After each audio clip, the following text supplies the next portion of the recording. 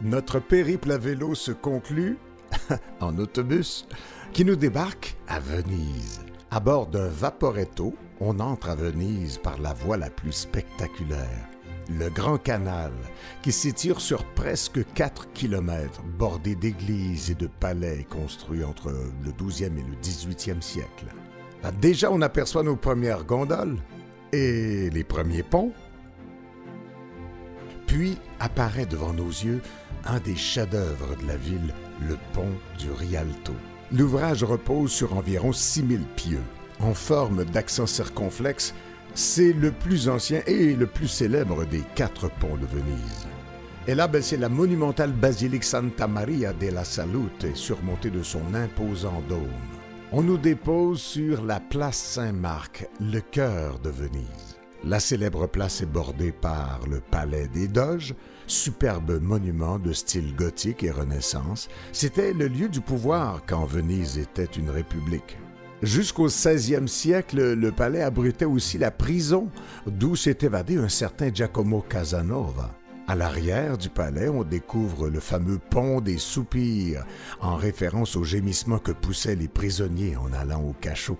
Ce qui rend Venise si romantique, c'est bien sûr le ballet des gondoles, glissant sur les canaux qui quadrillent la ville. Elles sont l'image emblématique de Venise, avec leurs silhouettes arquées et leurs couleurs noires brillantes. La gondole est le résultat d'un savoir-faire ancestral et très codifié. Ainsi, chaque gondole mesure environ 11 mètres et doit être fabriquée à partir de 280 pièces de bois. Et que dire de l'habileté des gondoliers pour guider cette belle barque élancée dans le trafic de Venise? Tradition et beauté. La Sérénissime, comme on la surnomme, attire les visiteurs du monde entier. On parle de 20 millions de touristes par année.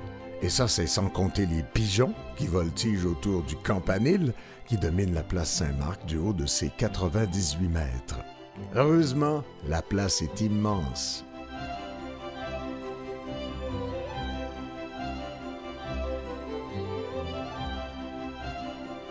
Venise se savoure lentement, au gré des ruelles et des canaux qui débouchent sur de jolies places, d'où on peut apercevoir de rares îlots de verdure et des signes d'habitants.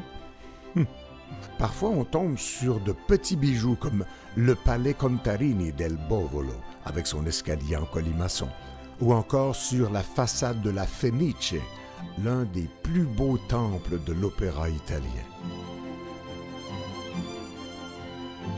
Dans les détours de ce vaste labyrinthe, on tombe parfois sur un canal isolé, oublié par les touristes.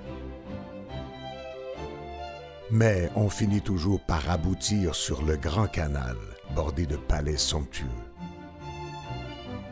La visite de Venise serait incomplète sans une démonstration de verre soufflé, une véritable tradition qui remonte à l'Antiquité ici.